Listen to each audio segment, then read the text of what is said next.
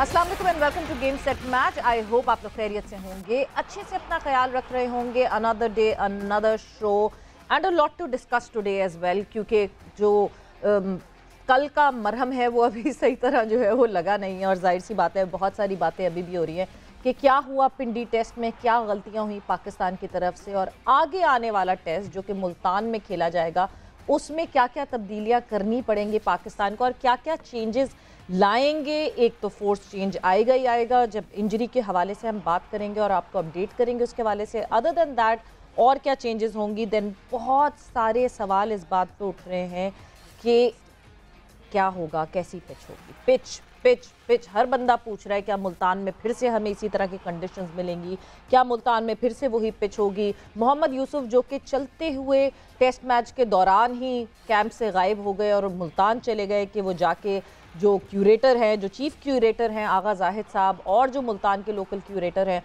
उनके साथ मिलकर एक अच्छी पिच बना सकें। तो अब देखना यह है कि मोहम्मद यूसुफ के इनपुट के बाद पिच कैसी बनती है, बिकॉज जिस ज़माने में मोहम्मद यूसुफ कैप्टनसी करते थे उस ज़माने में भी पिच रीडिंग हमें अच्छी तरह याद है कि कितनी पिच रीडिंग वो कर लेते थे या नहीं कर लेते थे। खैर, जब हमारे मेहमान हमारे साथ मौजूद होंगे उनसे भी जानेंगे इस बारे में, उनसे भी पूछेंगे।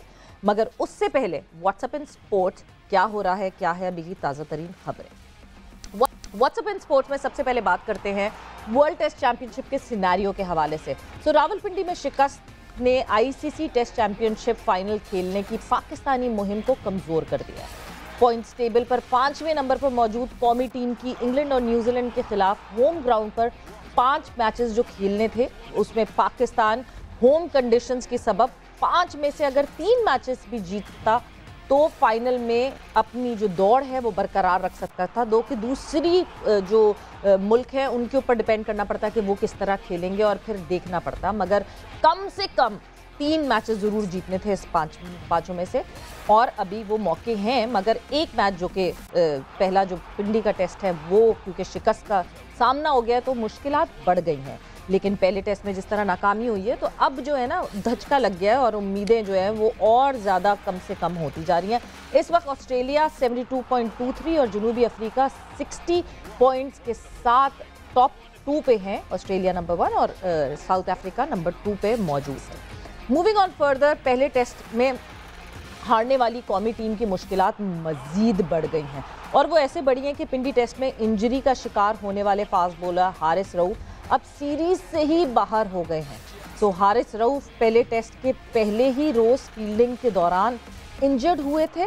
डॉक्टर्स ने उन्हें 2 हफ्ते का आराम का मशवरा दिया है। हारिस रऊफ का कौन होगा रिप्लेसमेंट ये देखना होगा, अभी तक कोई ऐलान नहीं हुआ है एंड फैसला जो है वो बाद में किया जाएगा। So we'll just wait and watch कि कौन आता है हारिस रऊफ की जगह। बहुत सारी बातें हो रही हैं, बहुत सारी अफवाहें उड़ रही हैं, मगर असल नाम सामने आपके बहुत जल्द आ जाएगा। हसन अली का नाम भी आ रहा है, मोहम्मद अब्बास का नाम भी आ रहा है, बट अभी तक इसकी कोई खबर नहीं है। बिकॉज कल जब एक जर्नलिस्ट ने बाबर आजम से ये सवाल पूछा था तो बाबर आजम ने बड़ा बहुत ही मेरे ख्याल से मजाक उड़ाते हुए उन जर्नलिस्ट को जवाब दिया था। उस वक्त तक वो खुद अवेयर नहीं थे कि अब रिप्लेसमेंट ढूंढनी पड़ेगी। Moving on further, FIFA world cup 2022 इस वक्त जारी है। मज़ेदार मैचेस हो रहे हैं और इन मज़ेदार मैचेस का जब ये सीरीज़ ये सिलसिला ख़त्म होगा तो फिर क्वार्टर फाइनल्स का जो है वो सिलसिला शुरू हो जाएगा। मगर इन मज़ेदार मैचेस की अपडेट मैं आपको देती चलूँ।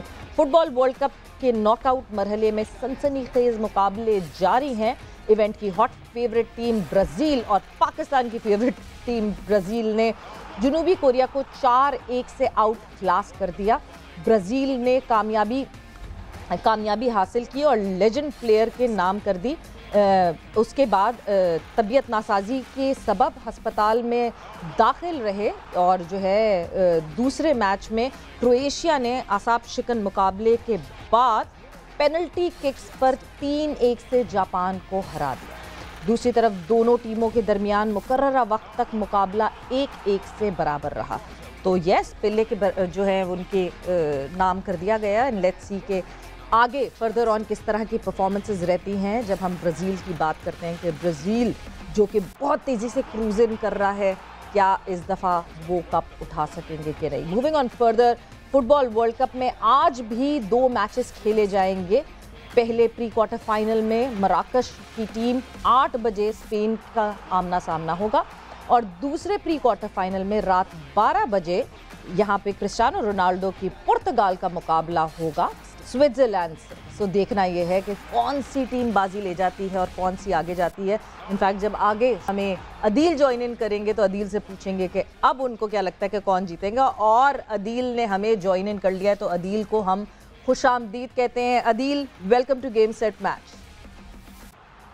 Thank you so much, Saveera. Assalamu alaikum आपको, and from the very cold Peshawar right now. तो सब listeners, सब viewers को भी अस्सलाम वालेकुम मेरी तरफ से। बिल्कुल जी, सब लिसनर्स को बिल्कुल यही सिलसिला चल रहा है। ये इतनी ठंड है कि इस वक्त ये सब हो सकता है। Absolutely, absolutely. Nice weather.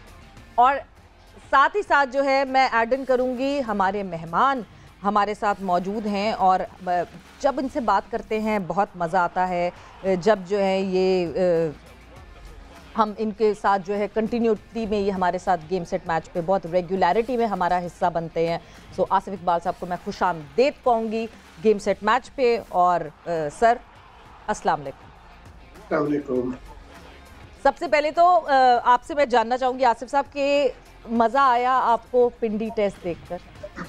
बहुत ज़्यादा, और इतना ज़्यादा कि फॉरगेट अबाउट कौन जीता कौन हारा, cricket I think is the winner. बहुत ही आला पाकिस्तान ने भी अपना खेल खेला और इंग्लैंड तो they have taken test level to a different test cricket to a different level.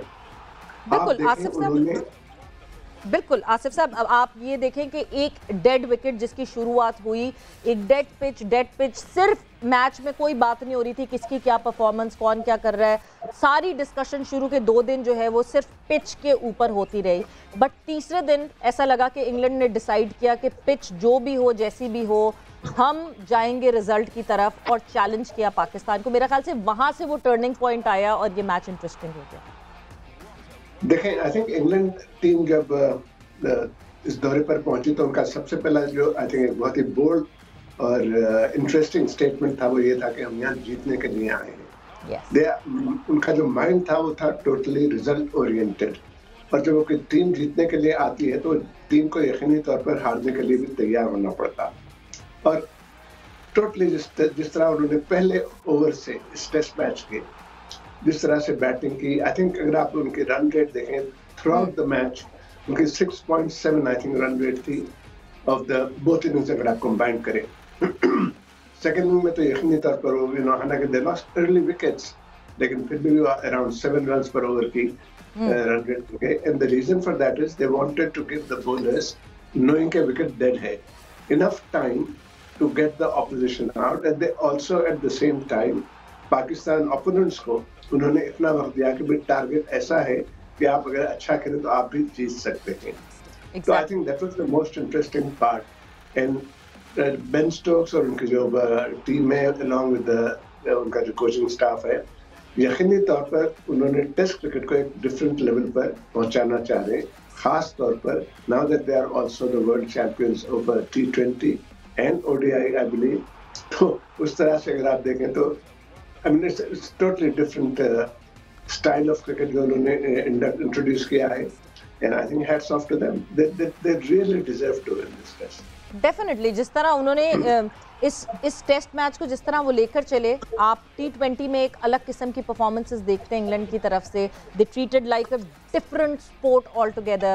फिर आपने ODIs में डिफरेंट परफॉर्मेंसेस देखी, ठीक है, बड़ा क्लोज था वो, बड़ा बहुत उस पर बातें होती हैं कि जी बेचारे न्यूजीलैंड और ये सब कुछ, बट ठीक है, इवेंचुअली इंग्लैंड जीता। एंड देन जब हम अब ठीक है वर्ल्ड टेस्ट चैंपियनशिप की कंटेंशन में ज़रूर इंग्लैंड नहीं है, बट जिस तरह की टेस्ट क्रिकेट का मुजाहिरा किया, यानी तीसरे दिन जब रूट जो है वो मीडिया के सामने आते हैं और वो ये कहते हैं कि हमें हार जीत से कोई फ़र्क नहीं पड़ता, we want to show the world that test cricket is interesting and I want to save this format। वहाँ से आपको पता चलता है कि हाँ जी, इनका तो मेन कोर गोल ही कुछ और है। ठीक है, जीतना ये ज़रूर चाहते हैं, बट जिस तरह पाकिस्तान को चैलेंज किया आसिफ साहब, 343 रन्स टोटल और ऑलमोस्ट 1.5 दिन यानी 4 सेशंस, 100 ओवर्स भी मैं अगर लगा लेती हूँ और 343 रन्स, ये एक बहुत बड़ी वो नहीं था, एक बहुत बड़ा टास्क नहीं था। आपको लगता है कि किसी पॉइंट पे हम अपना ट्रैक लूज कर गए वरना पाकिस्तान जीत सकता था? देखिए, obviously being a Pakistani and being a cricketer, first being a Pakistani, I would have liked Pakistan to win. Yes. लेकिन in any test match, no matter what kind of wicket you have, अगर आप fourth day and end of the fourth day पे आप finish करते हैं, excuse me, with 2 wickets down, and I think I think 80 run का score था, 80 for 2, something like that. और आप आते हैं, and then don't forget we lost our main batsman Babar Azam, जिस पर काफी रिलायंस पाकिस्तान टीम करती है. In spite of that, the next day when Pakistan started and the way they started till lunch, मुझे तो पूरा यकीन था कि that Pakistan is going to get this match very close, शायद जीत जाए, पर अगर ना भी जीते तो towards the end इतना exciting match होगा. अगर draw भी होता है तो it was worth watching it for 5 days.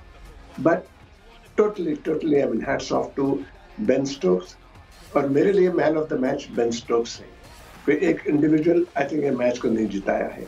जो इंडिविजुअल जिताया है वो अपनी कप्तानी से जिताया है, by being bold not only in his decision making और डिक्लेरेशन, बट आप देखें पहले ओवर से इन द 4th इनिंग्स जो उन्होंने फील्ड की थी, नया बॉल था. आप एक ट्रेडिशनल फील्ड रखते हैं, 2 स्लिप, एक गली, इस तरह की, उन्होंने कोई स्लिप नहीं रखा. और जो फील्ड प्लेसिंग थी यकीनी तौर पर इट इज समथिंग जो मतलब टोटली अनकन्वेंशनल थी. बिल्कुल. और फिर उसके बावजूद जो उन्होंने बॉलिंग करवाई, खुद करी bowling, he started the bowling, Jimmy Anderson को नहीं दिया. पर उसके साथ जिस तरह की बॉलिंग की दोनों ओपनिंग बॉलर्स ने, शॉर्ट पिच गेंदें कराई. आई थिंक कोई भी ओवर में शायद एक आध गेंद फुल लेंथ की होगी, but rest of them were all short pitch according to the field they were bowling. And then in the end they got the results, and I think amazing performance in England ki, and I think we should congratulate England for winning, but also there is no criticism of Pakistan. I don't think that आप ये कहकर criticize कर सकते हैं कि उनका ये खराब थी, ये सोच खराब थी, ये थी, वो थी. नहीं. I think Pakistan played their part. Unfortunately we ended up losing, and not a criticism but a constructive criticism में कह सकता हूँ, या मैं अपना व्यू ये दे सकता हूँ कि Pakistan has to change their mindset. Very true. Asif साहब, मैं इसी पॉइंट पे आने वाली थी, क्योंकि देखें जो पोस्ट मैच प्रेस कॉन्फ्रेंस हुई उस पे बाबर आजम ने कहा कि I will blame the pitch. देखिए पिच की कहानी तो खत्म ही हो गई थी इस वजह से, बिकॉज ऑब्वियसली अब the match was on. Match के तीनों रिजल्ट्स आ सकते थे. पाकिस्तान जीत सकता था, ड्रॉ हो सकता था, इंग्लैंड जीत सकता था. मगर जो मेजर डिफरेंस बना वो हमारे माइंडसेट का बना. बिकॉज आपने जिस तरह रन रेट की बात की है, मैं पाकिस्तान की रन रेट भी बताना चाहूंगी. इंग्लैंड की पहली इनिंग में रन रेट जो था, जिससे जो स्ट्राइक रेट था जिससे वो खेल रहे थे, दैट वाज 6.5. और अगर मैं दूसरी इनिंग की बात करूं तो दैट वाज 7.36. दूसरी तरफ जब मैं पाकिस्तान की पहली इनिंग की बात करती हूँ तो इट वाज 3.72. और दूसरी इनिंग में पाकिस्तान ने और ज्यादा ये गिराकर 2.77 कर दिया, विच मीन्स कि हम उस जारहाना तरीके से खेल नहीं सके जो रिक्वायर्ड था इस मैच में. जिस तरह इंग्लैंड खेली, तो हमें अपने माइंडसेट पे काम करना पड़ेगा इंस्टेड के हम पिच को ब्लेम करें. देखिए, आई थिंक थोड़ा सा मैं डिसएग्री करूंगा with Babar on the pitch की जो उन्होंने बात की. I think I don't know whether it was वजह थी कि जिस तरह से उन्होंने पिच के बारे में बात की, because I mean, what kind of a pitch that he was looking for? ऐसी पिच जो आपको स्पिनर्स से, आई थिंक उन्होंने मेंशन भी किया था something about spinners wicket. Yes. I mean कौन सा आपका स्पिनर था या आप जिस पे आप रिलाई कर सकते थे कि स्पिनिंग ट्रैक दे तो हम शायद जीत सकें. फॉरगेट अबाउट किसको खिलाना था, किसको नहीं खिलाना था. आप जिस पिच पे खेले, जब आप पिच की बात करते हैं, और खास तौर पे ये पिच जिस पे आप खेले हैं, ऑल द 5 days ये पिच किसी एक टीम को फेवर नहीं कर रही थी. बिल्कुल. ये आई थिंक जो पहले दिन के मैच के बाद जो क्रिटिसिज्म हुआ था पिच पे, और जो ग्राउंड्समैन और पिच दोनों को आप अगर at the end of the test match marks देना चाहें तो you have to give them full marks because it produce result. और ऐसे विकेट जिस पे हर कोई कह रहा था कि डेड पिच है, इस तरह की पिचेस नहीं बनाना चाहिए टेस्ट क्रिकेट में. What more you want? To get a result you have to, आपको चाहिए कि आपके टीम्स जो हैं, दोनों टीमें, एक टीम से नहीं होता, जैसा कि कहते हैं ना ताली एक हाथ से नहीं बजती, दोनों टीमों का माइंडसेट इस तरह का होना, अप्रोच इस तरह की होनी चाहिए कि हम हारने से नहीं पीछे हटेंगे। अगर हम हारते भी हैं तो हम फाइट करके हारेंगे, सरेंडर करके नहीं हारेंगे। और इसी के साथ साथ मैं एक और चीज यहाँ जरूर मेंशन करना चाहूंगा। तो देखें, जिस तरह की क्रिकेट, टेस्ट क्रिकेट में इन्होंने इंट्रोड्यूस किया है इंग्लैंड की टीम, देयर विल बी मैचेस बिल्कुल they are going to fall flat. ये हमेशा नहीं चलेगा कि वो आए और पहले ओवर के पहले टेस्ट के पहले दिन, पहले ओवर में दे स्टार्ट स्कोरिंग बाउंड्रीज। हमेशा नहीं होगा ये, डिपेंडिंग ऑन कंडीशंस, डिफरेंट मुल्क के डिफरेंट होते हैं। लेकिन उन्होंने एक इंट्रोड्यूस कर दिया है पैटर्न, जिसकी वजह से test cricket can definitely survive, और इतनी अच्छी सर्वाइव कर सकती है कि आप 4 दिन 5 दिन आपके पास हाउसफुल हो सकता है। बिल्कुल, वो जो माइंडसेट था, जो लोगों का ख्याल था कि शायद सिर्फ इंग्लैंड में चलेगा वो बेसबॉल अप्रोच, और कुछ जगह नहीं चली, मगर पाकिस्तान में उन्होंने फिर से उस अप्रोच को अप्लाई करने की कोशिश की और बड़ी अच्छी तरीके से अप्लाई की। अदील, एक चीज़ जो कल बाबर आजम ने एक और कही कि हम स्पिन ट्रैक्स का इंतज़ार कर रहे थे, बट एक्चुअली स्पिन ट्रैक बना नहीं। बट जब मैं फिर पाकिस्तान की प्लेइंग 11 पे नज़र डालती हूँ, तो अगर हम एक स्पिन ट्रैक का इंतज़ार कर रहे थे तो हमने तो सिर्फ जाहिद महमूद को खिला के और सलमान अली आगा को एज ऑलराउंडर खिला के हमने तो स्पिनर रखे नहीं, तो हम स्पिन ट्रैक का इंतज़ार क्यों कर रहे थे? देखिए सवेरा, मुझे तो हर गुजरते वक्त के साथ, कल तो ज़ाहिर है हमारे क्योंकि मैच उस वक्त पाकिस्तान फ्रेश आ रहा था, हमारा मैच जब कल प्रोग्राम चल रहा था, तो आपके ज़रा वो आवाज़ भी अपनी जगह पर नहीं होते हैं, और जब आ जाते हैं तो फिर आप इन हाइंडसाइड चीज़ों को देखना शुरू करते हैं। तो I was reading the transcript of Babar ने जो कल प्रेस कॉन्फ्रेंस की थी, और मैं वाकई बड़ा हैरान रहता हूँ कि ये क्या बेरब्त किस्म की बातें हो रही होती हैं कि जी विकेट हमें सूट नहीं करती। यार कहाँ आपने पर्थ में बैठ के बात कर रहे हैं, या किधर आप, क्या हेडिंगली लीड्स में आप खेल रहे हैं कि यार बड़ी वहाँ पे जी बड़ी सीम हो रही थी, बॉलर स्विंग हो रही थी। कम ऑन यार, आई मीन सीरियसली, अगर आप वाकई spin, you have a very solid point, अगर वाकई आप स्पिन फ्रेंडली विकेट एक्सपेक्ट कर रहे थे तो एटलीस्ट आपकी टीम की लाइनअप जो है वो ये नहीं बता रही थी, या फिर पता नहीं इनके एक्सपेक्ट कर रहे थे कि इमामुल हक कोई मैजिकल स्पेल स्पिन का करवा देता और पाकिस्तान जो है मैच जीत जाता। सीरियसली आई थिंक चाहे हमारी क्रिकेट टीम की स्ट्रैटेजी हो, पीसीबी और पाकिस्तान क्रिकेट टीम के दरमियान, आई मीन कम ऑन, कल देखा हमने माशाल्लाह रमीज राजा जिस तरह इंगेज्ड है टीम के साथ। क्या ये पिच के हवाले से बातचीत, या इस पे जिसे कहना चाहिए कि लूप में लेना उनको कि यार किस तरह की हमें पिच बनानी है, क्या करना है, क्या ये बातें नहीं हो सकती कि उनको बताया कि यार देखो हम बैटिंग फ्रेंडली विकेट बना रहे हैं, इस तरह होने वाला है फलाना। आप ये देखिए ना कि बिल्कुल आसिफ साहब ने बात की कि बिल्कुल ये डिस्कशन जो है ना ये बिल्कुल बेमानी सी हो जाती है कि जी डेड ट्रैक था, और इस पे भाई England produced a result out of it, and Savera we know that the result came on this wicket only because of England's batting strategy. अगर कोई टीम यहाँ पे पहले जिस तरह इंग्लैंड की जगह फट करें, कोई और टीम यहाँ पर होती और वो 3.5 रन के हिसाब से यही 750 रन बना रही होती पहली इनिंग में, तो रिजल्ट प्रोड्यूस नहीं होना था। आपको क्रेडिट देना पड़ेगा इंग्लैंड को यहाँ पे। और देखिए जहाँ तक बाबर का ताल्लुक है, हमें ये बात काफी हद तक समझ में आ गई है Sawera, Babar strategically and planning point of view से अभी, आई मीन आई नो अजीब सी कहती है, लगती है बात कहते हुए, अपने शो में भी हम हैरान होते हैं, 3 साल हो गए, you can't really call him a work in progress. जी एक प्रोजेक्ट है जिसको हमने इनिशिएट कर दिया, 3 साल में अगर कप्तान कम अज कम ऑन फील्ड स्ट्रैटेजी सही नहीं बना पा रहा, तो खुदा के लिए जब तुम मीडिया से बात कर रहे हो तो फिर तो इस तरह की बातें ना करो। देखो ये लोगों की क्रिकेट की अब नॉलेज बहुत जबरदस्त हो गई है, पीपल अंडरस्टैंड क्रिकेट, उनको स्ट्रैटेजीज टैक्टिक्स समझ में आती हैं। ये वो रेडियो कमेंट्रीज का दौर नहीं है, लोग एक एक चीज अब समझते हैं और आपको इवैल्यूएट करेंगे। और अगर कोई इनसे सख्त सवाल पूछ ले प्रेस कॉन्फ्रेंस में तो इस तरह के एरोगेंट जवाब आते हैं, आप लिटरली हैरान रह जाते हैं। I am quite shocked. ये जो कल बाबर की प्रेस कॉन्फ्रेंस थी, बिल्कुल बेरब्त किस्म की बातें थी इसमें, and as a cricket fan अभी मैं तो seriously my shoulders are down. But खैर एनीवे, तो हम कल पॉजिटिव बात कर रहे थे कि अभी there are 2 matches to go, you never know, my things might turn around for Pakistan. You never know, बिल्कुल, they have the complete capability to turn around things, and let's just hope कि इन a positive manner ये turn around हो, because world test championship के final पे हम नज़र ज़रूर रख के बैठे हुए हैं, बट इस तरह की परफॉर्मेंस से या अगर हम डरते रहो नहीं, बिल्कुल बहुत मुश्किल हो जाएगा। एक वक्त अभी एक ब्रेक का हुआ है, बट ब्रेक पे जाते जाते आसिफ साहब, फूड फॉर थॉट मैं आपके लिए भी एक देती हुई जा रही हूँ। थोड़ा सा आपके ज़माने में रिवाइंड करेंगे और जाएंगे और आपसे फिर जानना चाहेंगे कि जब मीडिया आपसे सवालात पूछता था तो आप लोग किस तरह प्रेस कॉन्फ्रेंस में मीडिया को जवाब देते थे, मगर after this short break. And welcome back to Game Set Match in conversation with Asif Iqbal साहब and Adil Azhar, दोनों मेरे साथ मौजूद हैं इस वक्त और डिस्कशन हमारी definitely Pakistan versus England the first test match जो कि पिंडी में खेला गया उसके हवाले से हो रही है। आसिफ साहब, ब्रेक पे जाने से पहले एक सवाल मैंने आपसे पूछा था, वो इस वजह से पूछा था कि इस वक्त जो Pakistan cricket board all together और मीडिया का एक रिलेशनशिप एक कोल्ड वॉर सी लगती है। जब चीफ सेलेक्टर भी आते हैं प्रेस कॉन्फ्रेंस के लिए, जब कैप्टन आते हैं, जब कोच आते हैं, कोई ना कोई ऐसा होता है सवाल जिसके ऊपर लिटरली वहाँ से आगे से ट्रोल किया जाता है मीडिया को। क्या आप लोग के टाइम पे भी इस तरह होता था?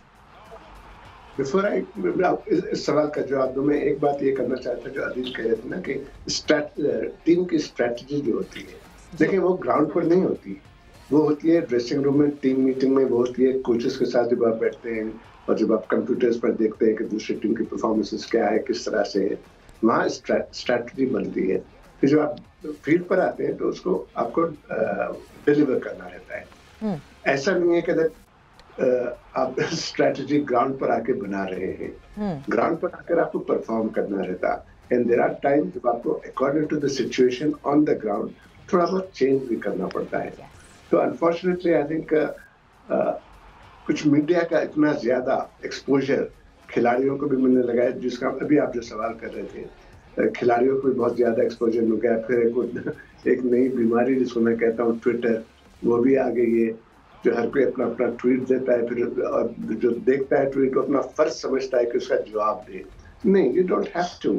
खिलाड़ियों के लिए मेरी एक एडवाइस है, चाहे वो तनकीद कर रहा हो कोई या आपकी तारीफ कर रहा हो, आपका सिर्फ जो है फील्ड पर जाकर अगर आप बैट्समैन है तो आप परफॉर्म करें और वो आपका जवाब होगा, और अगर आप बॉलर हैं तो विकेट वो आपका जवाब होगा। इंस्टेड ऑफ ये एक जैसा मीडिया में अगर आप कोई सवाल पसंद नहीं आया तो जिस तरह से आप एक टेढ़ा जवाब देते, जरूरत नहीं है आपको। I think that's one thing again, चाहे वो माइंडसेट की बात करें या चाहे आपके बोर्ड का I think वो बनता है मीडिया को हैंडल किस तरह से करना, तो उनको समझाने के लिए खिलाड़ियों के लिए मीडिया मैनेजर होना चाहिए, जो आजकल तो होता है। बिकॉज आपका हमारे जमाने के या हमारे बारे की अगर आप बात करें, देखें ना सिर्फ क्रिकेट टोटली बदल गई है, बल्कि क्रिकेट मैनेजमेंट बदल गई है, क्रिकेट सेटअप बदल गए हैं, क्रिकेट फॉर्मेट्स बदल गए हैं।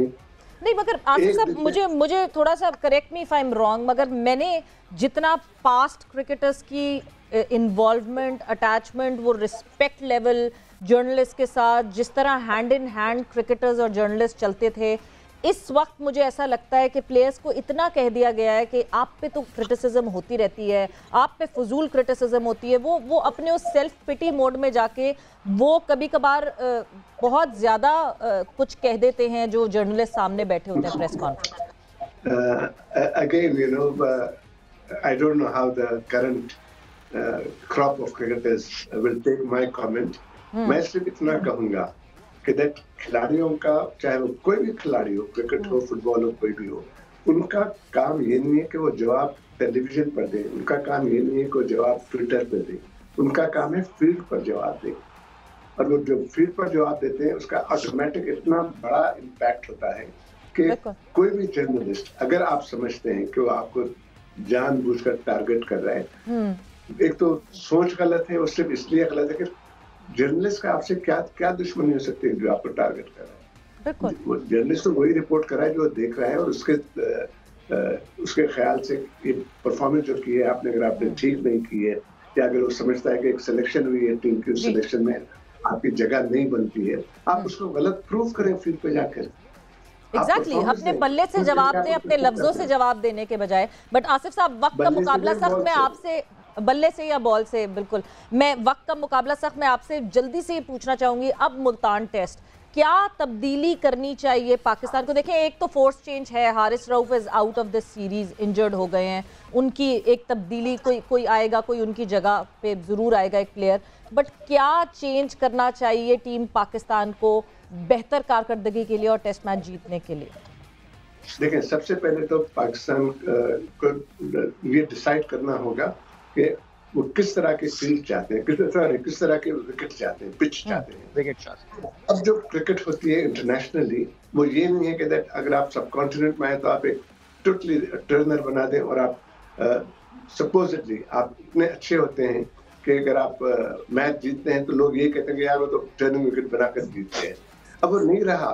अब इंटरनेशनल लेवल की आपको विकेटें बनानी पड़ती हैं। इफ यू डोंट अगर आप विकेट इस तरह की बनाए जो आपके होम ग्राउंड, आपके होम टीम को सूट करती है।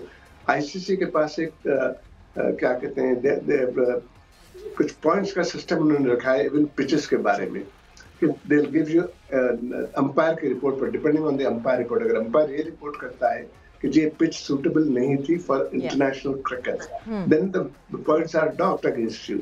तो इन सब बातों को रखते हुए देखें, आई थिंक हम कुछ ज्यादा प्ले कर रहे हैं इस पिच के बारे में। If you want to be the best in the world, if you want to be considered as number one in the world, you have to play on every wicket, whether it's at home or abroad. और वहां जाकर आपको perform करना पड़ेगा, जीतना पड़ेगा, to be at the top. ये नहीं आप ये नहीं कह सकते सिर्फ हम होम ग्राउंड पे अपनी विकेट बनाएंगे और यहाँ जीत जाएंगे। नहीं, वो गलत माइंडसेट है। All I would like to say is that next, I don't know, I'm not that familiar with domestic cricket to say कि किसको सेलेक्ट करना चाहिए, किसको नहीं। All I would say is कि आप बिल्कुल पिच बनाएं जो एक क्या कहना चाहिए, इंटरनेशनल लेवल की विकेट हो और उस विकेट पर जहाँ अच्छा खेल सके, और टीम जो भी हो माइंडसेट पहले चेंज करें। बिल्कुल जी, माइंडसेट सबसे जरूरी है। आसिफ साहब, बहुत बहुत शुक्रिया आपके टाइम का। वक्त एक ब्रेक का हो गया है, बहुत बहुत शुक्रिया कि आपने गेम सेट मैच पे टाइम दिया। वक्त यहाँ पे एक ब्रेक का हो गया, ब्रेक पर जा रहे हैं, और जब ब्रेक से वापस आएंगे, यस, फीफा वर्ल्ड कप 2022 अभी भी जारी है, and we will definitely talk about it after this short break.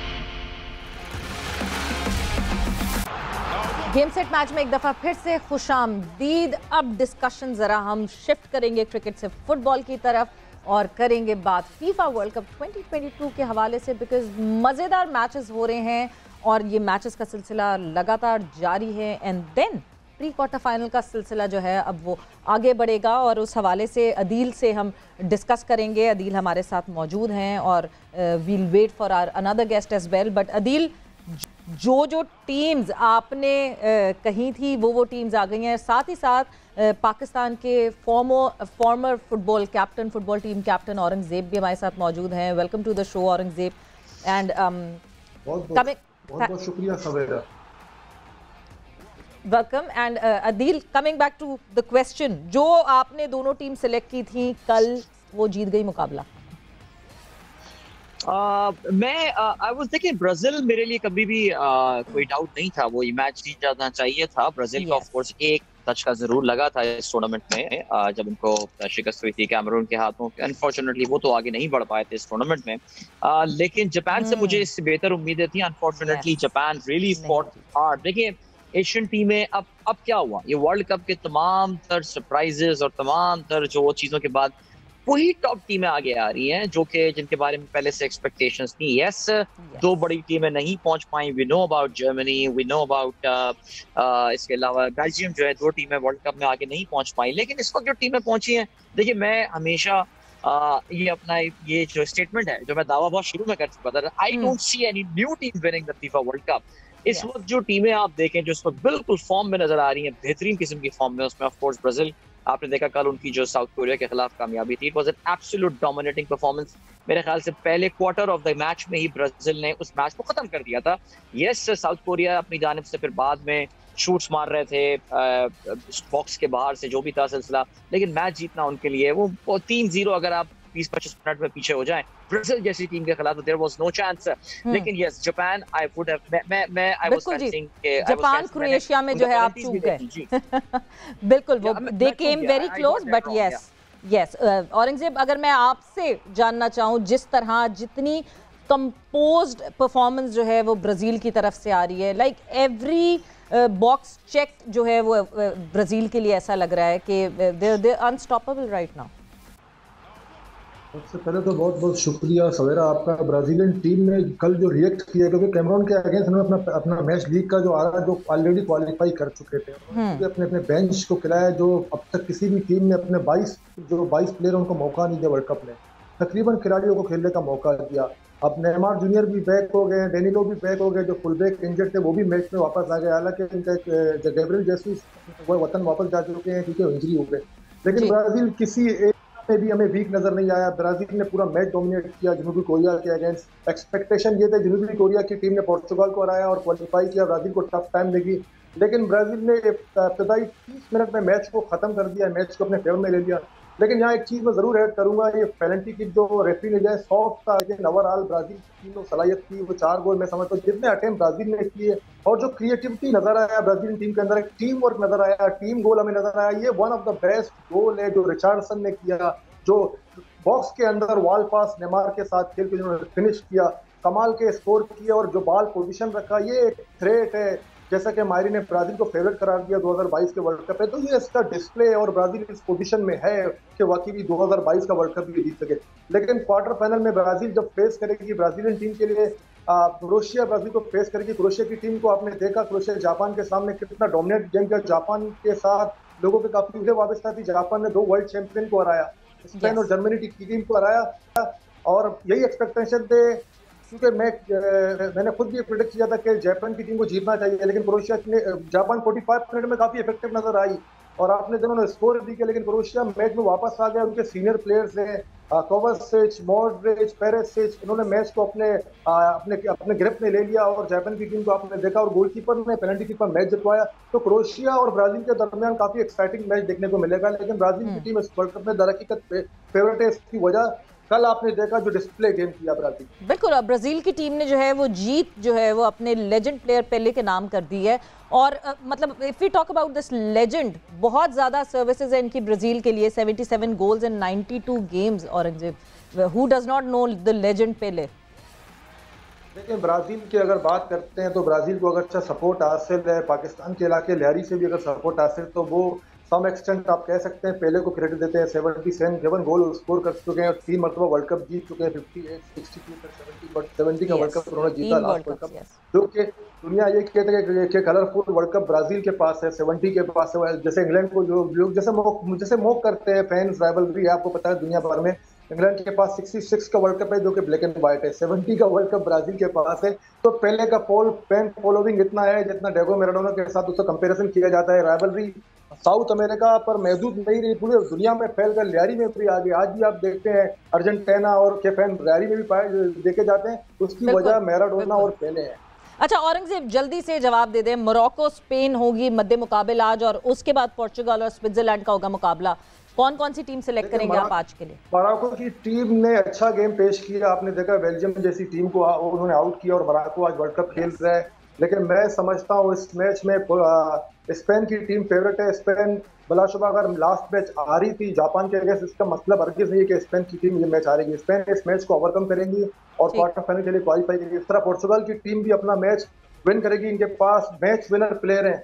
जैसे जापान और क्रोएशिया के मैच को आप देख ले, जापान ने कितना आउटस्टैंडिंग वर्ल्ड कप खेला, लेकिन उनके पास मैच विनर प्लेयर एक्सपीरियंस आता है, बिग मैच टेम्परामेंट आता है यहाँ पर। तो यहाँ पर बिग मैच टेम्परामेंट का बात करते हैं तो पुर्तगाल और स्पेन के पास बड़े प्लेयर है और बिग मैच टेम्परेट है। पुर्तगाल और स्पेन की टीम दोनों फेवरेट है।